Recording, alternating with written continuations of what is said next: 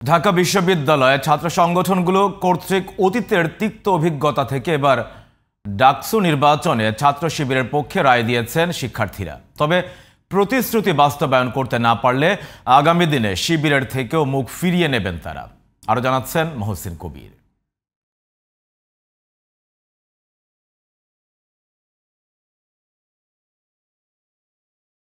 দর্শক, রিপোর্টে প্রকৃতিন থাকে, আমরা চলে যাচ্ছি পরের সংবাদে। ডাকসু নির্বাচনে ঐতিহাসিক বিজয় মিছিল করবে না ইসলামী ছাত্র শিবির। সিনেট ভবনে চূড়ান্ত ফল ঘোষণা শেষে নবনির্বাচিত ভিপি সাদিক কায়েম এবং জিএস ফরহাদ হোসেন সাংবাদিকদের বলেন, ঢাকা বিশ্ববিদ্যালয়কে স্বপ্নের ক্যাম্পাস হিসেবে গড়ে তুলতে কাজ করবেন তারা।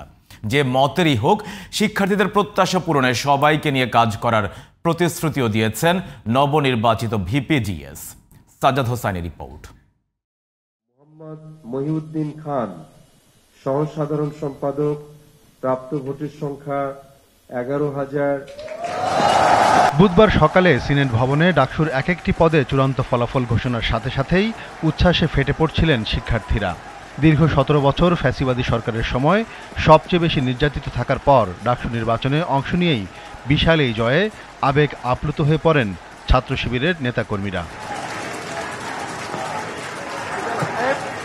সিনেট ভবনের সামনে সাংবাদিকদের প্রশ্নের জবাবে নবনির্বাচিত ডাকসু ভিপি সাদিক কায়েম বলেন, শিক্ষার্থীদের প্রত্যাশা পূরণকেই সবচেয়ে বেশি গুরুত্ব দেবেন তারা।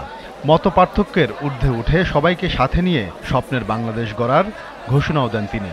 ঐক্যবদ্ধ শিক্ষার্থী জোটের আমাদের প্যানেলের উপর যে আমানত রেখেছে, আমরা সেই আমানতের যথাযথ হক আদায় করবো ইনশাআল্লাহ।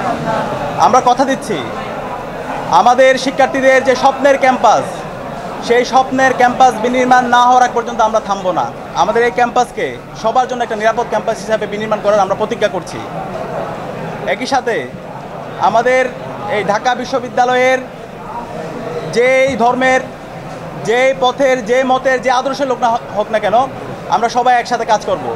আমরা এই ঢাকা বিশ্ববিদ্যালয়কে একটা মাল্টিকালচারাল ইনস্টিটিউট হিসাবে আমরা বিনির্মাণ করব। এই জুলাই বিপ্লব এই ঢাকা বিশ্ববিদ্যালয় থেকে শুরু হয়েছিল এবং সফলতার সাথে আজকে আমরা আজাদি পেয়েছি। এবং এই ঢাকা বিশ্ববিদ্যালয় থেকে আমরা আগামীর বাংলাদেশের একটি চমৎকার গণতান্ত্রিক পরিবেশ নিশ্চিত করার জন্য এই ঢাকা বিশ্ববিদ্যালয় থেকে আমরা সে বার্তা দিব। দায়িত্ব পালনকে শিক্ষার্থীদের পক্ষ থেকে আমানত হিসেবে মন্তব্য করে নবনির্বাচিত জিএস এস এম ফরহাদ বলেন, কাজ করতে গিয়ে কোনো ভুল হলে শিক্ষার্থীরা যেন তা শুধরে দেয়। কোনো বিজয় মিছিল না করারও ঘোষণা দেন তিনি। এটি ব্যক্তি ফরহাদ কিংবা ছাত্র শিবিরের ঢাকা বিশ্ববিদ্যালয়ের সভাপতি ফরহাদের বিজয় হিসেবে দেখবার কোনো সুযোগ আমার কাছে আমি ব্যক্তিগতভাবে মনে করি না।